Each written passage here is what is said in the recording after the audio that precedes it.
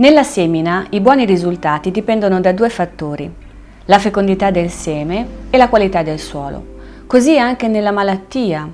La guarigione dipenderà dall'energia del guaritore e dalla ricettività del paziente. Quindi quanto della nostra salute dipende davvero dagli altri?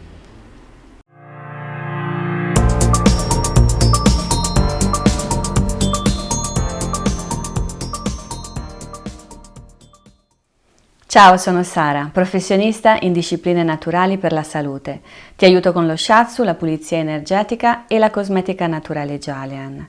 Scopri di più su quello che posso fare per te visitando il mio sito shiatsunonsolo.it oppure iscrivendoti al mio canale YouTube o lasciando un mi piace su questo video o sulla mia pagina Facebook. Quando si chiede aiuto ad un professionista per alleviare il proprio stato di malessere, bisognerebbe prima di tutto chiedersi cosa si è disposti a fare in prima persona per uscire da quella condizione. Molto spesso infatti la richiesta è quella della pillola magica, che allevia o azzittisce totalmente il sintomo e non richiede alcun tipo di ascolto, di cambiamento nella persona stessa. Bisogna però sottolineare che nelle discipline energetiche il sintomo non è altro che la fase finale di un processo di disequilibrio che è andato creandosi nel tempo e che, non ascoltato, si manifesta poi alla fine con una sintomatologia che può essere fisica, emotiva e mentale e di diverso tipo. Per il principio infatti del nulla si crea né si distrugge ma tutto si trasforma, un'energia congesta in disequilibrio cercherà naturalmente di ribilanciarsi, di riequilibrarsi, con o senza il tuo permesso.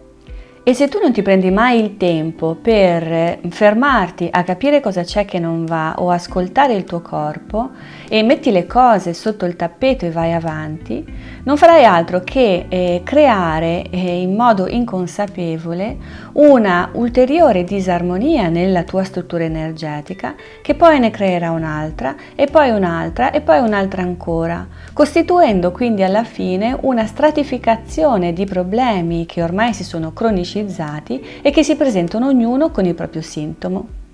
Per carità, la medicina ufficiale ha una soluzione, una pillola per ognuna di queste sintomatologie, ma visto che non sono caramelle, non sarebbe meglio agire prima che il problema si manifesti?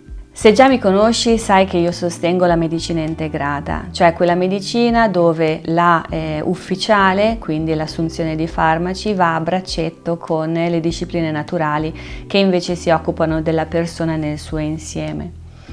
Il dolore purtroppo nella vita è qualcosa che non possiamo evitare, ma la sofferenza sì, la sofferenza è una scelta, perché dipende dall'atteggiamento che ognuno di noi ha nei confronti delle difficoltà. Tu hai una grande responsabilità nei confronti della tua salute e soprattutto hai un grande potere nelle tue mani nel migliorarla. Io posso aiutarti con lo shiatsu e la pulizia energetica. Se vuoi fare un percorso assieme a me, chiamami.